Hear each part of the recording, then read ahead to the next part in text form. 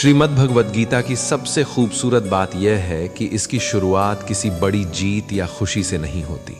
इसकी शुरुआत होती है एक रोते हुए इंसान से, एक ऐसे इंसान से जो अंदर से पूरी तरह टूट चुका है, जिसे आज की भाषा में हम क्लिनिकल डिप्रेशन या सीवियर एंजाइटी अटैक कहते हैं। अर्जुन उसी दौर से गुजर रहा था।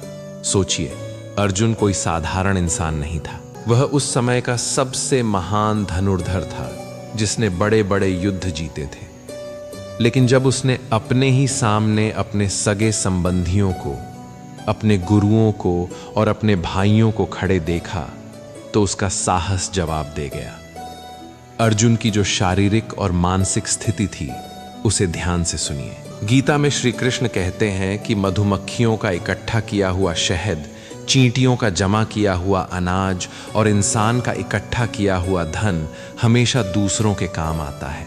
इंसान सोचता है कि जो कुछ वो जमा कर रहा है वह सब उसी का है, लेकिन समय आने पर वह सब किसी और के काम आ जाता है। श्री कृष्ण हमें समझाते हैं कि धन, संपत्ति और साधन स्थायी नहीं है, लेकिन अच्छे कर्म स्थायी होते हैं। इसलिए जीवन में केवल जमा करने की आदत मत पालो, कुछ बांटने की आदत भी रखो, क्योंकि अंत में वही कर्म आपके साथ जाएंगे जो आपने निस्वार्थ भाव से किए होंगे।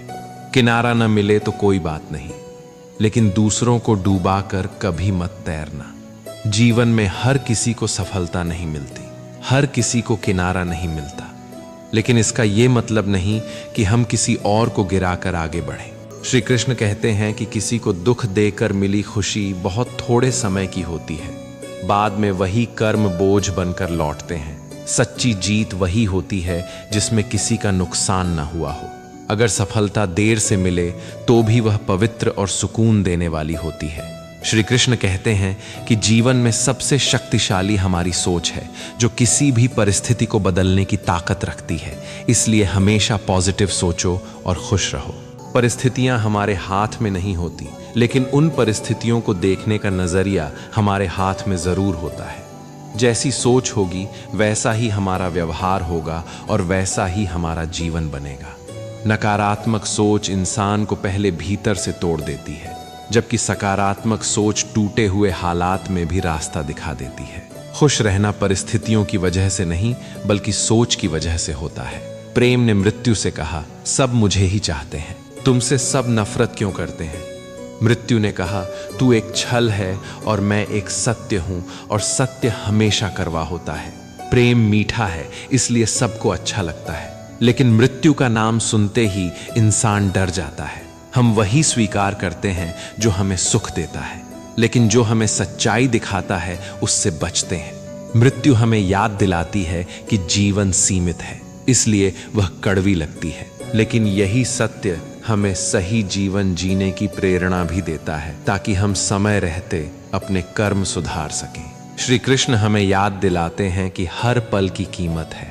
हम छोटी छोटी बातों पर नाराज होकर, दूसरों से झगड़कर अपने ही जीवन की शांति खो देते हैं। दुख और गुस्सा सिर्फ पल भर की संतुष्टि देते हैं, लेकिन भीतर से इंसान को खाली कर देते हैं। अगर जीवन सीमित है तो उसे मुस्कान, समझदारी और प्रेम में जीना ही सबसे बड़ी बुद्धिमानी का काम है। गीता में श्री कृष्ण कहते हैं कि किसी से बदला लेने की जरूरत नहीं, बस धैर्य रखो। जो जैसा करेगा वक्त आने पर वैसा ही पाएगा। समय से बड़ा कोई न्यायाधीश नहीं। जब कोई हमारे साथ गलत करता है तो बदले की आग हमें भी उसी स्तर पर गिरा देती है। कर्म का फल अटल है, कोई उससे बच नहीं सकता। धैर्य रखना कमजोरी नहीं, बल्कि आत्मबल की निशानी है। समय सब कुछ देखता है और सही वक्त पर हर इंसान को उसके कर्मों का हिसाब खुद ही चुकाना पड़ता है। इसलिए शांत रहना और अपने कर्म सही रखना ही सबसे बड़ा उत्तर है। जीवन में कुछ भी स्थायी नहीं है, इसलिए स्वयं को अधिक तनावग्रस्त न करें। परिस्थितियां चाहे कितनी भी खराब हो, बदलेंगी जरूर। दुख हो या सुख, कोई भी हालात हमेशा के लिए नहीं टिकते। श्री कृष्ण हमें समझाते हैं कि जिस तरह रात के बाद सुबह आती है, उसी तरह कठिन समय के बाद राहत भी आती है। हम तनाव में इसलिए डूब जाते हैं क्योंकि हम मान लेते हैं कि यही हालात हमेशा रहेंगे, लेकिन सच्चाई यह है कि बदलाव प्रकृति का नियम है। जो इस बात को समझ लेता है वह हर परिस्थिति में संतुलन बनाए रखता है। अगर कृष्णा वंदन के विचार आपके मन को छू रहे हो तो चैनल को सब्सक्राइब करके हमारे साथ जुड़े रहें। तो चलिए अब आगे बढ़ते हैं। गीता में श्री कृष्ण कहते हैं कि बिना मेहनत के कुछ नहीं मिलता। कुदरत चिड़िया को खाना जरूर देती है मगर घोंसला नहीं। घोंसला उसे खुद बनाना पड़ता है। ईश्वर अवसर देता है, शक्ति देता है, लेकिन कर्म हमें खुद करना पड़ता है। केवल भाग्य के भरोसे बैठना आलस्य है और केवल मेहनत पर घमंड करना अज्ञान। सही रास्ता इन दोनों के बीच का है, मेहनत और विश्वास। जैसे चिड़िया उड़ती है, तिनके लाती है, तभी उसका घर बनता है, वैसे ही इंसान को भी संघर्ष करना पड़ता है, तभी जीवन संवरता है। जमीन अच्छी हो, खाद अच्छी हो, पर पानी अगर खारा हो तो फूल नहीं खिलते। भाव अच्छे हो, कर्म अच्छे हो, मगर वाणी खराब हो तो संबंध कभी नहीं टिकते। हम अक्सर सोचते हैं कि हमारे इरादे अच्छे हैं इसलिए सामने वाला समझ जाएगा, लेकिन कठोर वाणी अच्छे इरादों को भी जहर बना देती है। गीता में श्री कृष्ण कहते हैं कि कर्म कभी माफ नहीं करता। रुलाया है तो रोना भी निश्चित है। कर्म से बड़ा कोई न्यायाधीश नहीं। ईश्वर शायद तुम्हें माफ कर दे, लेकिन तुम्हारे कर्म तुम्हें कभी माफ नहीं करेंगे। यह विचार इंसान को अपने कर्मों के प्रति सजग बना देता है। हम सोचते हैं कि हमारी गलती कोई नहीं देख रहा, लेकिन कर्म का लेखा हर पल लिखा जा रहा होता है। श्री कृष्ण स्पष्ट कहते हैं कि कर्म का फल समय लेकर जरूर मिलता है, बिना पक्षपात के। जो दर्द तुमने किसी को दिया है वही किसी न किसी रूप में लौट कर आता है। इसलिए सबसे बड़ा डर ईश्वर का नहीं, अपने कर्मों का होना चाहिए, क्योंकि कर्म का न्याय अटल और निष्पक्ष होता है। अहंकार तब जन्म लेता है जब यह लगता है कि सब कुछ मैंने किया है, और भक्ति तब शुरू होती है जब यह समझ आ जाए कि सब कुछ ईश्वर की कृपा से हुआ है। जब इंसान अपनी सफलता का पूरा श्रेय खुद को देने लगता है, वहीं अहंकार जन्म लेता है। लेकिन जिस दिन यह समझ आ जाती है कि मेरे प्रयास के साथ साथ ईश्वर की कृपा भी थी, उसी दिन भक्ति का बीज अंकुरित होता है। जहां अहंकार झुकता है वहीं इंसान सच्चे अर्थों में बड़ा बनता है। विनम्रता ही भक्ति की पहली सीढ़ी है। श्री कृष्ण कहते हैं कि पेड़ बूढ़ा होने पर फल नहीं देता, लेकिन छांव जरूर देता है। वैसे ही माँ बाप बूढ़े हो जाने पर धन नहीं कमा सकते, लेकिन अपने बच्चों को संस्कार अवश्य देते हैं। जब हम छोटे होते हैं तो माँ बाप हमारे लिए सब कुछ करते हैं, बिना किसी स्वार्थ के। उम्र बढ़ने पर शायद वे पहले जैसा साथ न दे पाएं, लेकिन उनके दिए संस्कार जीवन भर हमारा मार्गदर्शन करते हैं। माता पिता का सम्मान करना केवल कर्तव्य नहीं बल्कि पुण्य है। उनका अनुभव, आशीर्वाद और संस्कार ही हमारी असली पूंजी होते हैं। श्री कृष्ण कहते हैं कि शब्दों में बहुत शक्ति होती है। वे जोड़ भी सकते हैं और तोड़ भी सकते हैं। मीठी और संयमित वाणी रिश्तों में वही काम करती है जो पानी पौधे के लिए करता है।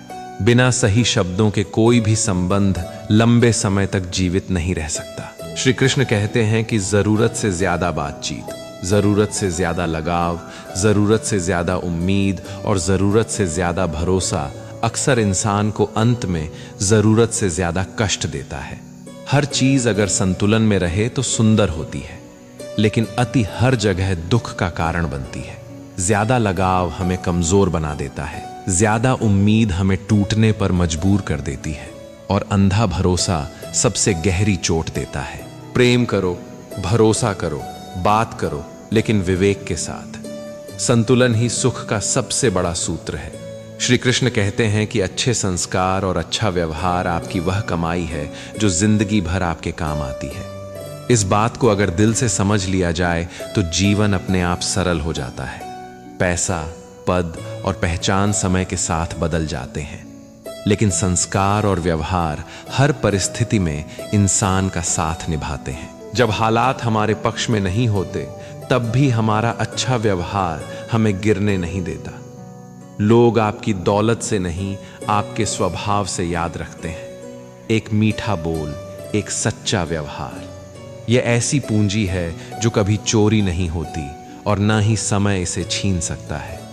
जिंदगी दोबारा वापस नहीं मिलती, इसलिए इसे दुख, गुस्से, नफरत, नाराजगी या झगड़ों में बर्बाद मत करो। यह बात सीधा दिल पर चोट करती है, क्योंकि हम अक्सर यही भूल कर बैठते हैं कि समय लौट कर नहीं आता। अगर कृष्णा वंदन के विचार आपके मन को छू रहे हो तो चैनल को सब्सक्राइब करके हमारे साथ जुड़े रहें। तो चलिए अब आगे बढ़ते हैं।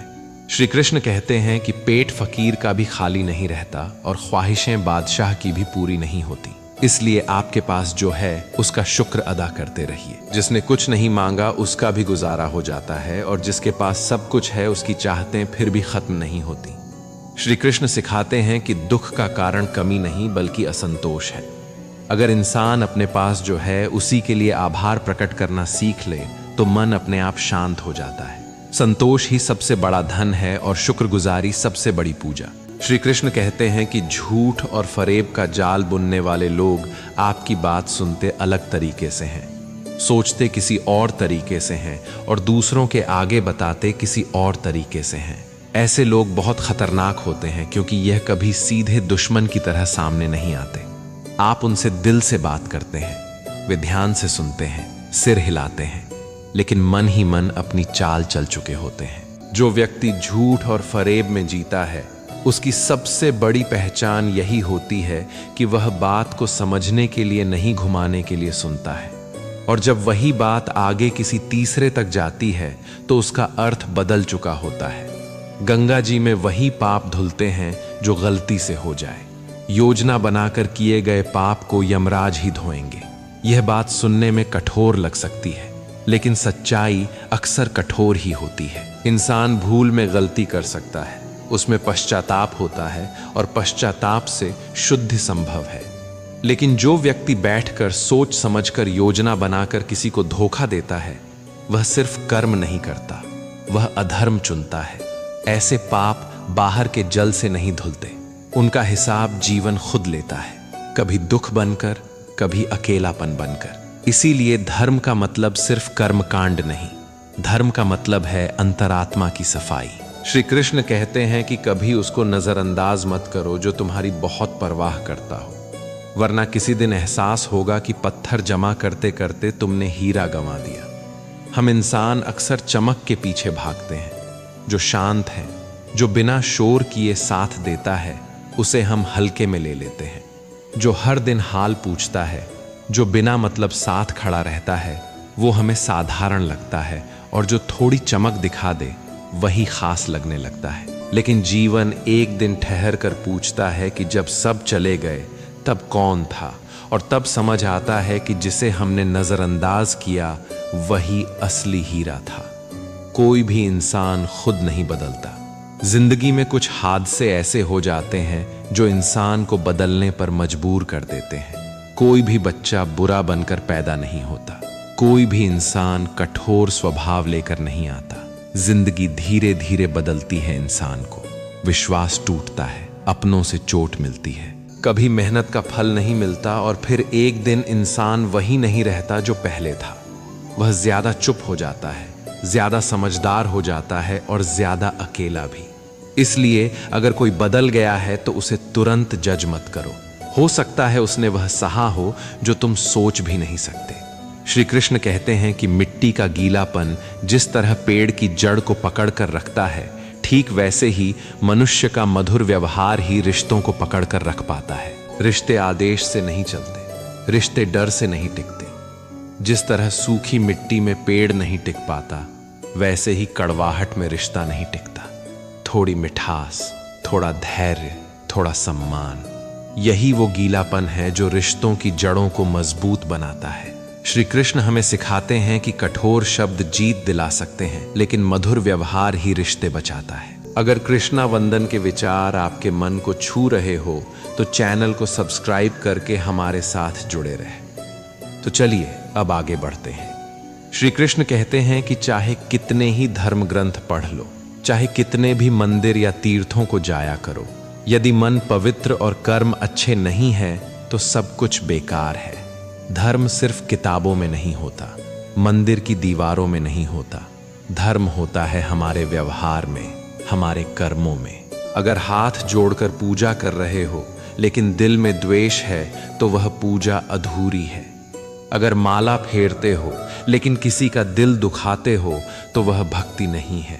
भगवान को शब्द नहीं चाहिए, उन्हें दिखावा नहीं चाहिए, उन्हें चाहिए एक साफ मन और सच्चे कर्म। यही असली साधना है। वक्त अच्छा हो तो दुनिया को पता चलता है कि हम कैसे हैं।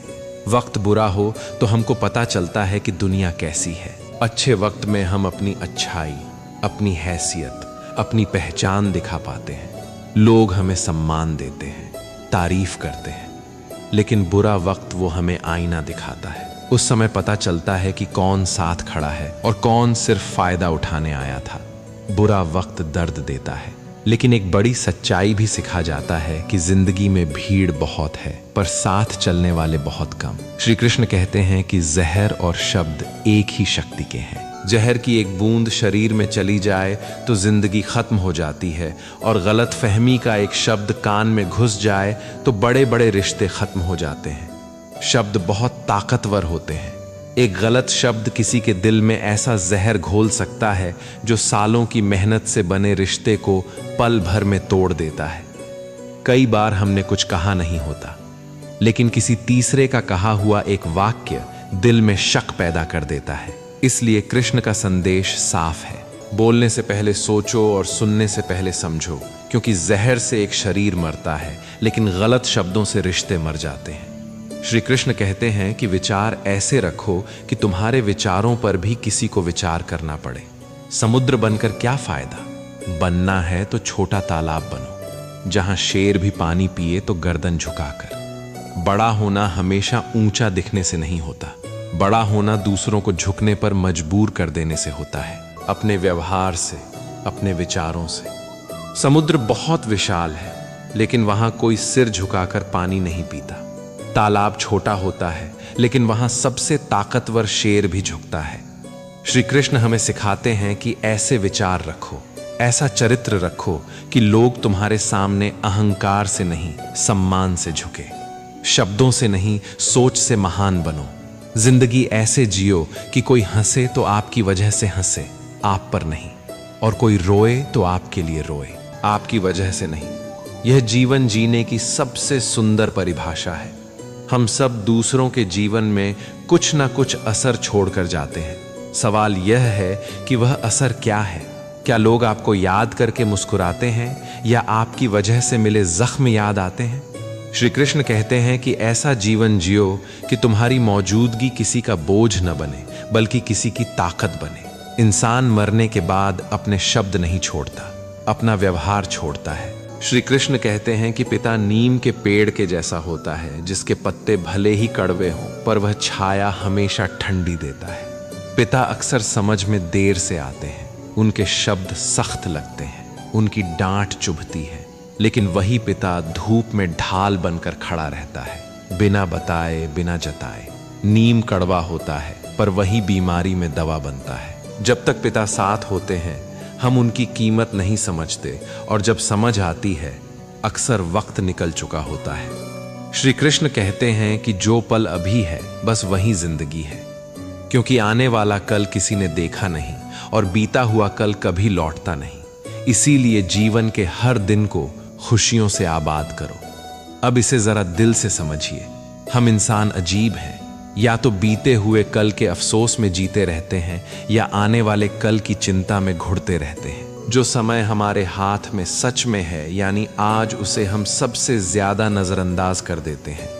श्री कृष्ण यहाँ यही समझा रहे हैं कि जीवन कोई लंबा वादा नहीं, बल्कि छोटे छोटे पलों का संगम है। जो पल अब भी चल रहा है वही सच्ची पूंजी है। कल कैसा होगा यह किसी ने नहीं देखा, और जो बीत गया उसे कितना भी चाहो लौटा नहीं सकते। इसलिए अगर आज किसी से मुस्कुराकर बात कर सकते हो तो टालो मत। अगर आज सुकून से सांस ले सकते हो तो शिकायत मत करो। खुशियां किसी बड़े दिन का इंतजार नहीं करती, वो आज के छोटे छोटे निर्णयों से जन्म लेती हैं। जब इंसान अभी में जीना सीख लेता है तब उसे जिंदगी भारी नहीं लगती, बल्कि हर दिन एक अवसर बन जाता है। तजुर्ब उम्र के मोहताज नहीं होते हैं। कोई बुढ़ापे तक नहीं समझ पाता तो कोई बचपन में ही पूरी दुनिया परख लेता है। हम अक्सर सोचते हैं कि उम्र बढ़ेगी तभी समझ आएगी, तभी अकल आएगी, लेकिन श्री कृष्ण के इस भाव में सच्चाई यह है कि अनुभव सालों से नहीं, हालातों से मिलता है। कोई इंसान पूरी उम्र जीकर भी वही गलतियां दोहराता रहता है क्योंकि वह सीखना नहीं चाहता। वहीं कोई बच्चा कम उम्र में ही जिम्मेदारियों, दुखों और सच्चाइयों से टकराकर जिंदगी को समझ लेता है। मतलब समझदारी कैलेंडर से नहीं, संवेदनशीलता से आती है। जिसने दर्द को महसूस किया, जिसने गिरकर खुद को संभाला, वही जल्दी परिपक्व हुआ। इसलिए किसी को उम्र से मत आकिए। कई बार कम उम्र का इंसान भी वो सच्चाई जानता है जो बड़े बड़े लोग जीवन भर नहीं समझ पाते। गीता में श्री कृष्ण कहते हैं कि अच्छाइयां तो कभी किसी को नजर नहीं आती, मगर एक छोटी गलती हो जाए तो ताने सुनाने और ज्ञान देने के लिए जमाना हाजिर हो जाता है। इंसान रोज कितनी ही अच्छाइयां करता है, किसी की मदद, किसी का साथ, किसी के लिए त्याग, पर वह सब सामान्य मान लिया जाता है। लेकिन जैसे ही एक छोटी सी गलती हो जाए, लोग उसे बढ़ा चढ़ाकर देखने लगते हैं। श्री कृष्ण यहां हमें 2 बातें सिखा रहे हैं। पहली, दूसरों से तारीफ की उम्मीद मत रखो क्योंकि दुनिया का स्वभाव यही है। दूसरी, दूसरों की बातों से खुद को तोड़ो मत।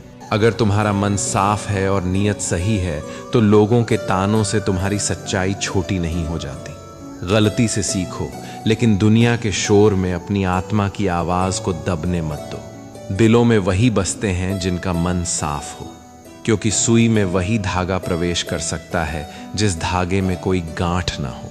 अगर धागे में गांठ हो तो वह सुई में फंस जाता है। ठीक वैसे ही अगर इंसान के मन में छल, ईर्ष्या, अहंकार या स्वार्थ की गांठ हो तो वह किसी के दिल में जगह नहीं बना पाता।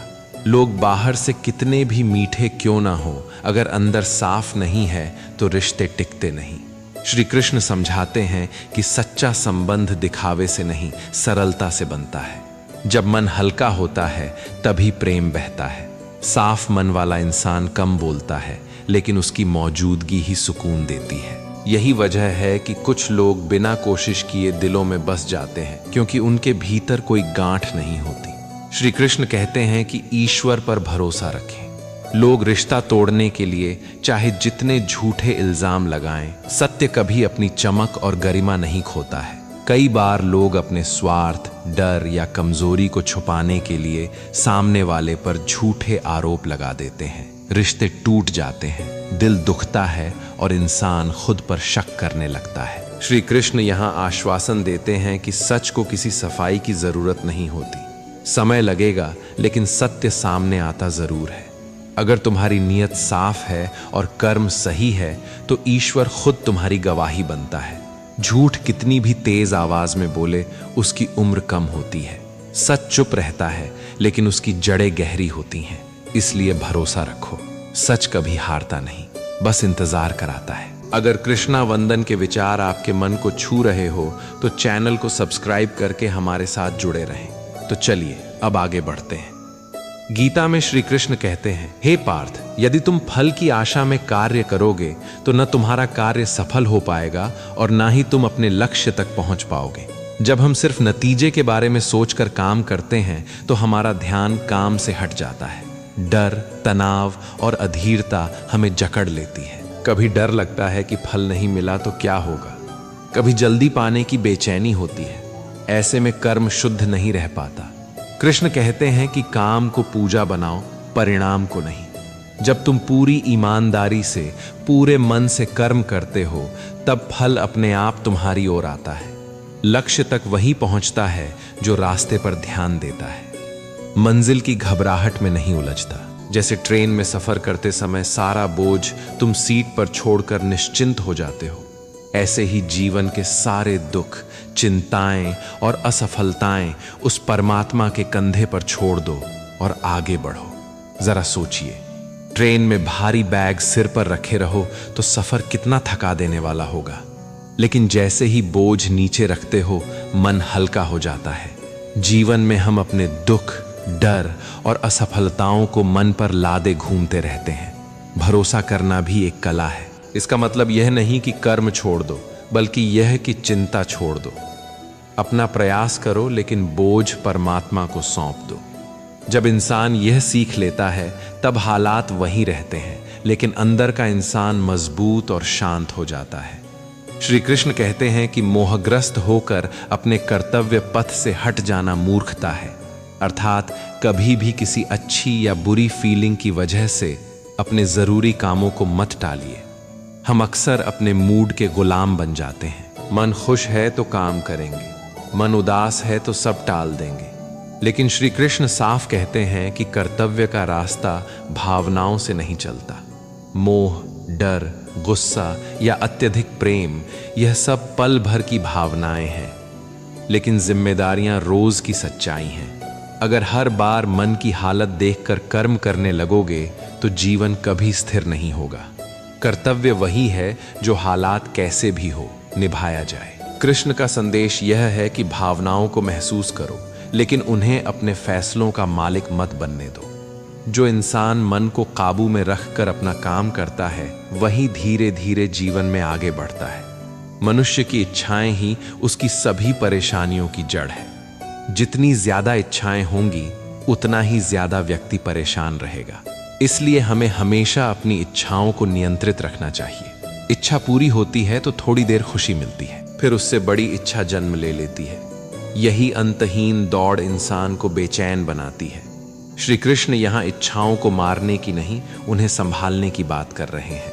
जरूरत और लालच के बीच का फर्क समझना ही बुद्धिमानी है। जब इच्छाएं काबू में रहती हैं, तब मन शांत रहता है, लेकिन जब इच्छाएं मन को चलाने लगती हैं, तब इंसान सब कुछ होते हुए भी असंतुष्ट रहता है। सच्चा सुख कम पाने में नहीं, कम चाहने में है। यही कृष्ण की गहरी सीख है। श्री कृष्ण कहते हैं कि समय और धैर्य वे दो हीरे मोती हैं जिनके दम पर व्यक्ति मुश्किल से मुश्किल लक्ष्य हासिल कर सकता है। आज की दुनिया जल्दी चाहती है, जल्दी सफलता, जल्दी परिणाम। जीवन का हर बड़ा फल समय मांगता है। बीज बोने के बाद तुरंत फल नहीं मिलता। धैर्य वह शक्ति है जो इंसान को टूटने नहीं देती, और समय वह शिक्षक है जो सब कुछ सिखा देता है। जो व्यक्ति समय की कद्र करता है और धैर्य नहीं छोड़ता, वही अंत में जीतता है। मुश्किलें आएंगी, देरी होगी, निराशा भी आएगी, लेकिन जो रुका नहीं वही आगे पहुंचा। कृष्ण का संदेश साफ है। जल्दबाजी नहीं, निरंतरता ही सफलता की असली कुंजी है। श्री कृष्ण कहते हैं कि प्रेम तो व्यवहार में झलकता है। हम अक्सर सोचते हैं कि महाभारत का युद्ध आज से 5000 साल पहले कुरुक्षेत्र के मैदान में लड़ा गया था। वह कौरवों और पांडवों के बीच का युद्ध था। लेकिन अगर हम ध्यान से देखें तो कुरुक्षेत्र का वह मैदान कहीं बाहर नहीं है। वह मैदान हमारे भीतर है। हमारा यह मन ही कुरुक्षेत्र है, जहां हर रोज, हर पल अच्छे और बुरे विचारों का युद्ध चलता रहता है।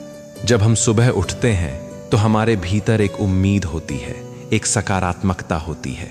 वह पांडव हैं। लेकिन जैसे ही जिंदगी की मुश्किलें, असफलताएं, लोगों के ताने और हमारे अपने डर हम पर हावी होते हैं, वे कौरव हैं। और कई बार ऐसी स्थिति आती है जब कौरव सेना यानी हमारे नकारात्मक विचार हमारे ऊपर पूरी तरह हावी हो जाते हैं। उस वक्त हमारा मन ठीक उसी तरह बैठ जाता है जैसे अर्जुन रथ के पीछे जाकर बैठ गया था। सीदंति मम गात्राणि मुखंच परिशुष्यति, वेपथुश्च शरीरे में रोमहर्षश्च जायते, गांडीवम स्रंसते हस्तात्वक चैव परिदह्यते, न च शक्नोम्यवस्थातुम भ्रमतीव च मे मनः। अर्जुन कहता है, हे कृष्ण, मेरे हाथ पैर कांप रहे हैं, मेरा मुंह सूख रहा है, मेरे पूरे शरीर में कंपन हो रहा है और रोंगटे खड़े हो रहे हैं।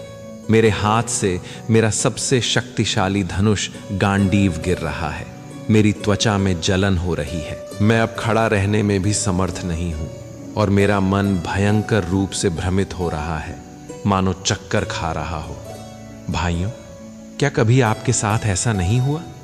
जब किसी परीक्षा का रिजल्ट खराब आया हो, जब किसी बिजनेस में बड़ा घाटा हुआ हो, या जब किसी बेहद करीबी इंसान ने आपका दिल तोड़ा हो, उस वक्त क्या हमारा मुंह नहीं सूखता? क्या हमारे हाथ पैर नहीं कांपते? अर्जुन की यह स्थिति दर्शाती है कि दुख किसी को भी तोड़ सकता है, चाहे वह कितना भी शक्तिशाली क्यों न हो। अर्जुन रथ के पिछले हिस्से में बैठ जाता है और उसकी आंखों से आंसुओं की धारा बहने लगती है। अब यहां से भगवान श्री कृष्ण का किरदार शुरू होता है। जब कोई इंसान रो रहा होता है तो लोग क्या करते हैं? लोग कहते हैं कोई बात नहीं, सब ठीक हो जाएगा, तुम रो लो। लेकिन भगवान कृष्ण साधारण गुरु नहीं है। वह जानते हैं कि अगर किसी इंसान का मन गहरे अवसाद में चला गया है तो उसे झूठी सांत्वना देकर और कमजोर नहीं बनाया जा सकता, उसे झकझोरना जरूरी है।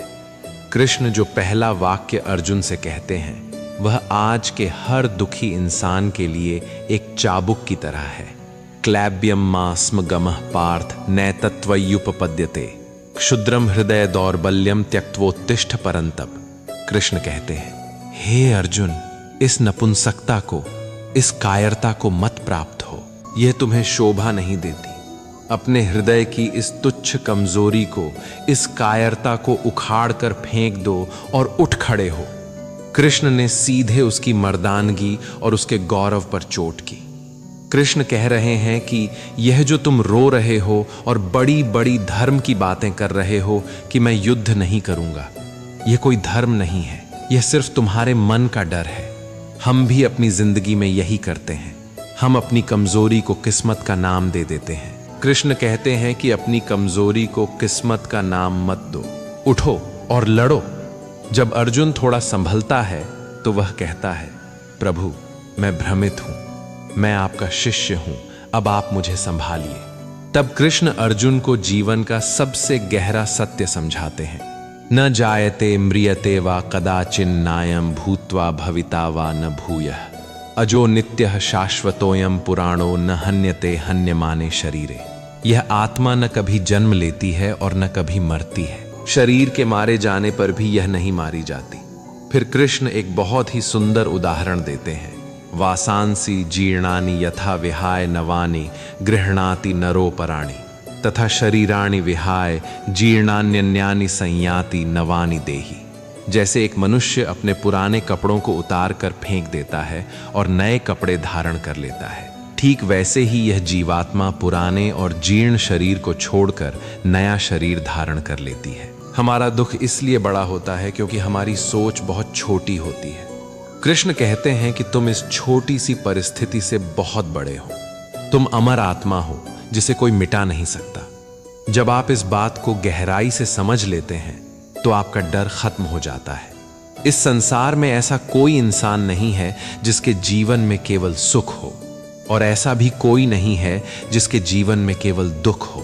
सुख और दुख तो मौसम की तरह हैं। मात्रा स्पर्शास्तु कौन्तेय शीतोष्ण सुख दुख दाह आगमा पाइनो नित्यास्तांस्तितिक्षस्व भारत। सर्दी और गर्मी, सुख और दुख का एहसास हमारी इंद्रियों के कारण होता है। ये सुख और दुख अनित्य हैं, यानी आने जाने वाले हैं, इसलिए इन्हें सहन करना सीखो। जब जीवन में दुख का मौसम आए तो यह याद रखो कि यह भी बीत जाएगा। इस संसार का नियम ही यही है कि यहाँ कुछ भी ठहरता नहीं है। अर्जुन कृष्ण से पूछता है कि हे केशव, उस इंसान के क्या लक्षण हैं जिसकी बुद्धि स्थिर हो चुकी है? कृष्ण जवाब देते हैं, प्रजहाति यदा कामान सर्वान पार्थ मनोगतान आत्मन्येवात्मना तुष्टः स्थित प्रज्ञस्तदोच्यते। जब कोई व्यक्ति अपने मन की सभी इच्छाओं को पूरी तरह से त्याग देता है और अपने आप में संतुष्ट रहता है, तब उसे स्थिर बुद्धि कहा जाता है। आगे कृष्ण कहते हैं, दुखेष्वनुद्विग्न मनाः सुखेषु विगत स्पृहः वीतराग भय क्रोधः स्थित धीर मुनिरुच्यते। जिसका मन दुखों के आने पर विचलित नहीं होता, जिसे सुखों की तड़प नहीं होती, और जो आसक्ति, डर तथा क्रोध से मुक्त हो चुका है, वही मुनि है। कृष्ण यह नहीं कह रहे हैं कि तुम दुनिया छोड़ दो, वह कह रहे हैं कि भीतर से इतने मजबूत हो जाओ कि बाहर की कोई भी उथल पुथल तुम्हारे अंदर के सुकून को न छीन सके। लेकिन केवल ज्ञान की बातें कर लेने से दुख दूर नहीं होते। आज के समय में बहुत से लोग ओवर थिंकिंग, अत्यधिक सोचने के शिकार हैं। वे सोचते रहते हैं, लेकिन काम करने के नाम पर उनके हाथ पैर सुन्न हो जाते हैं। कृष्ण सबसे पहले यह समझाते हैं कि इंसान का मन दुखी कैसे होता है। ध्यायतो विषयान पुंसः संगस्तेषुपजायते संगात सज्जायते कामः कामात् क्रोधोभिजायते क्रोधात् भवति सम्मोहः सम्मोहात् स्मृति विभ्रमः स्मृतिभ्रंशात् बुद्धिनाशो बुद्धिनाशात् प्रणश्यति। जब एक इंसान लगातार किसी बाहरी चीज के बारे में सोचता है तो उसका उस चीज से अटैचमेंट हो जाता है। अटैचमेंट से तीव्र इच्छा पैदा होती है। जब इच्छा पूरी नहीं होती तो क्रोध आता है। गुस्से से सम्मोह पैदा होता है और सोचने समझने की शक्ति अंधी हो जाती है। फिर स्मृति का भ्रम हो जाता है और अंततः बुद्धि का नाश हो जाता है।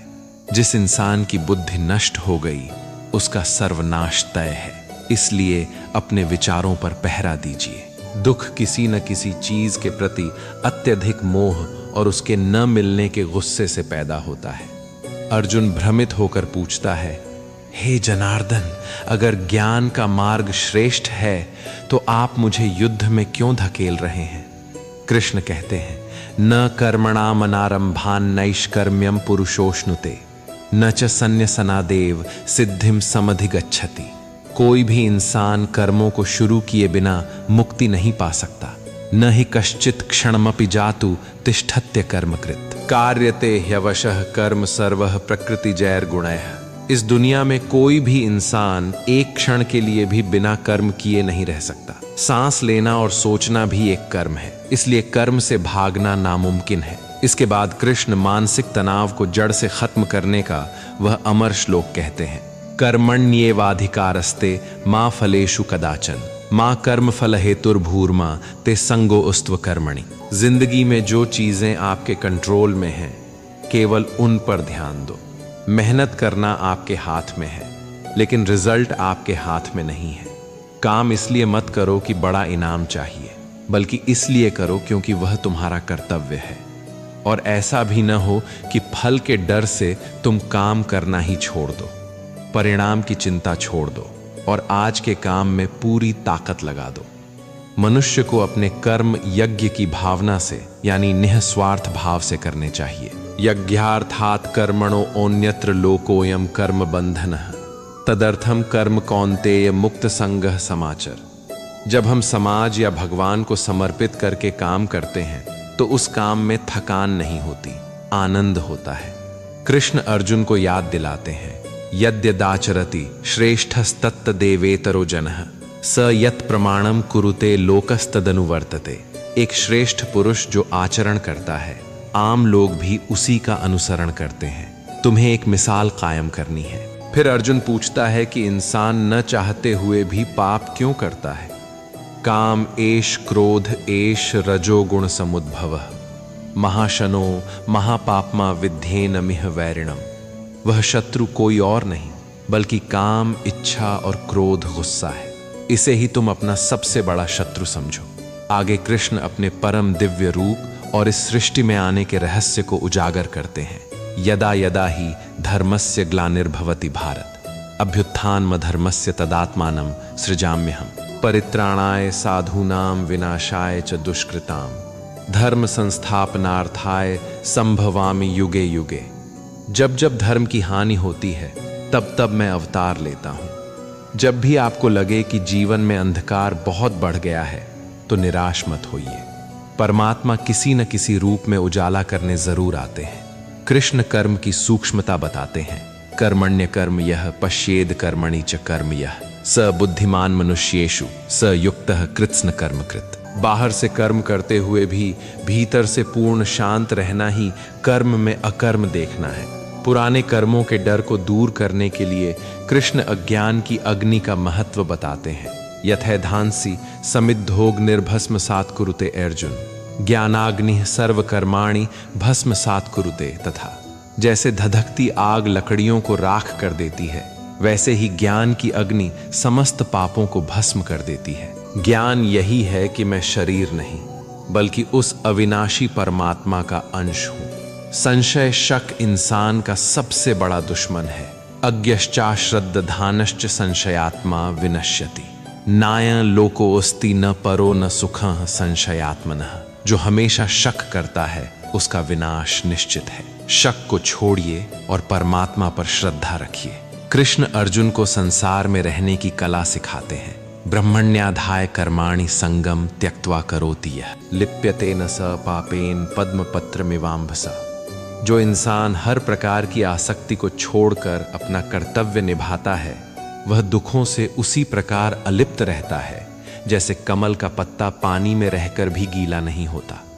नौकरी करो, पढ़ाई करो, लेकिन अंदर से इतने अलिप्त रहो कि बाहर की असफलता भीतर न पहुंच सके। एक शांत मन की पहचान है। विद्या विनय संपन्ने ब्राह्मणे गविहस्तिनि शुनि चैव श्वपाके च पंडिताः समदर्शिनः। सच्चे ज्ञानी सबको एक समान दृष्टि से देखते हैं। जब यह दृष्टि आ जाती है तो ईर्ष्या खत्म हो जाती है। क्षणिक सुखों के पीछे भागने से बचो। ये ही संस्पर्शजा भोगा दुःखयोनय एवते आद्यंतवन्तः कौन्तेय न तेषु रमते बुधः। इंद्रियों के संयोग से पैदा होने वाले सुख निश्चित रूप से दुख के कारण है। मानसिक अनुशासन के लिए कृष्ण कहते हैं, उद्धरेदात्मनात्मानम नात्मानम अवसादयेत आत्मैव ह्यात्मानो बंधुरात्मैव रिपुरात्मनः। इंसान को चाहिए कि वह अपना उद्धार करे, अपने आप को अवसाद में न गिरने दे। यह मनुष्य स्वयं ही अपना मित्र है और स्वयं ही अपना शत्रु है। मन को संतुलित रखो। युक्ताहार विहारस्य युक्त चेष्टस्य कर्मसु युक्त स्वप्नावबोधस्य योगो भवति दुःखः। जिसका आहार और विहार संतुलित है उसी का योग सब दुखों का नाश करने वाला होता है। मन चंचल जरूर है, लेकिन असंशयम महाबाहो मनो दुर्निग्रहम चलम अभ्यासेन तु कौन्तेय वैराग्येण च गृह्यते। इस चंचल मन को अभ्यास और वैराग्य से वश में किया जा सकता है। जब मन दुखी होता है तो लगता है कि हम अकेले हैं, लेकिन कृष्ण कहते हैं कि पूरी सृष्टि उन्हीं के धागे में पिरोई हुई है। मत्तः परतरम नान्यत किंचिदस्ति धनंजय मयि सर्वमिदं प्रोतम सूत्रे मणिगणा ईव। यह सब कुछ मुझ में वैसे ही पिरोया हुआ है जैसे धागे में मणियों की माला पिरोई होती है। भगवान हर जगह हैं, लेकिन उनकी माया हमें भ्रम में डालती है। दैवी हेषा गुणमयी मम माया दुरत्यया मामेव ये प्रपद्यन्ते माया में ताम तरंतिते। जो मेरी शरण में आ जाते हैं वे इस माया को आसानी से पार कर जाते हैं। जीवन के सबसे बड़े डर मृत्यु। पर कृष्ण कहते हैं, यम यम वापि स्मरन् भावम त्यजत्यन्ते कलेवरम तन्तमेवैति कौन्तेय सदा तद्भाव भावितः। अंत समय में मनुष्य जिस भाव का स्मरण करता है अगले जन्म में वही प्राप्त होता है। इसीलिए जीवन जीने का प्रैक्टिकल फॉर्मूला है, तस्मात् सर्वेषु कालेषु मामनुस्मर युध्य च मय्यर्पित मनोबुद्धिर्मा में वैश्यस्य संशयम। हर समय मेरा स्मरण करो और युद्ध भी करो। बैकग्राउंड में भगवान का नाम चलता रहे और फोरग्राउंड में अपनी जिंदगी का युद्ध पूरी ताकत से लड़ो। इस संसार की वास्तविकता यही है। मामुपेत्य पुनर्जन्म दुःखालयम शाश्वतम नाप्नुवन्ति महात्मानः संसिद्धिम परमाम गताः। यह दुनिया ही दुःखालय, दुखों का घर है। जब यह पता हो तो दुख आने पर हम हैरान नहीं होते। निराश मन में सुरक्षा का भाव जगाते हुए कृष्ण कहते हैं, पिताहमस्य जगतो माता धाता पितामह। मैं ही इस पूरे संसार का पिता हूँ, मैं ही इसकी माता हूँ। यदि संसार के लोग साथ छोड़ दें तो याद रखें कि आपके भीतर बैठा कृष्ण आपका असली पिता और माता है। और सबसे बड़ी गारंटी, अनन्याश्चिंतयन्तो मां ये जनाः पर्युपासते तेषां नित्याभियुक्तानां योगक्षेमं वहाम्यहम्। जो अनन्य भक्त मेरा निरंतर चिंतन करते हैं उनका योगक्षेम जो नहीं है उसे लाना और जो है उसकी रक्षा करना मैं स्वयं वहन करता हूँ। भगवान को महंगी चीजें नहीं चाहिए। पत्रम पुष्पम फलं तोयम यो मे भक्त्या प्रयच्छति तदहम भक्त्युपहृतमश्नामि प्रयतात्मनः। जो प्रेम से एक पत्ती, फूल, फल या जल भी अर्पित करता है मैं उसे स्वीकार करता हूँ। और कृष्ण पूरी दुनिया से डंके की चोट पर कहते हैं, कौन्तेय प्रतिजानीहि न मे भक्तः प्रणश्यति। मेरे भक्त का कभी पतन या विनाश नहीं होता। सृष्टि के कण कण में परमात्मा के दर्शन कराते हुए कृष्ण कहते हैं, अहमात्मा गुडाकेश सर्वभूताशय स्थितः अहमादिश्च मध्यम च भूतानामंत एव च। मैं समस्त प्राणियों के हृदय में स्थित उनकी आत्मा हूँ और इस संसार की हर सुंदरता का परम सत्य यह है यद्यद् विभूति मत्सत्वम श्रीमदूर्जितमेव वा तत्तदेवावगच्छत्वम मम तेजोंश संभवम। संसार में जो भी ऐश्वर्य युक्त और कांति युक्त वस्तु है वह मेरे ही तेज का एक अंश है। इन अध्यायों का महानिष्कर्ष यही है कि अपनी कमजोरी को पहचान कर खड़े हो जाओ, परिणाम के बोझ से मुक्त होकर आज के कर्तव्य पर ध्यान दो, अपने मन को अपना दोस्त बनाओ, ईश्वर की शरण में जाओ और कण कण में दिव्यता के दर्शन करो। गीता का असली संदेश है माम नुस्मर युद्ध च, मेरा स्मरण करो और युद्ध करो। अपने बीते हुए कल के पछतावे को ज्ञान की अग्नि में भस्म कर दीजिए।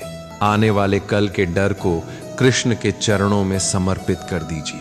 उठिए, अपने मन के इस अवसाद को उखाड़ फेंकिए, अपने चेहरे पर एक मुस्कान लाइए और पूरी ताकत के साथ अपनी जिंदगी के लक्ष्यों को हासिल करने के लिए जुट जाइए।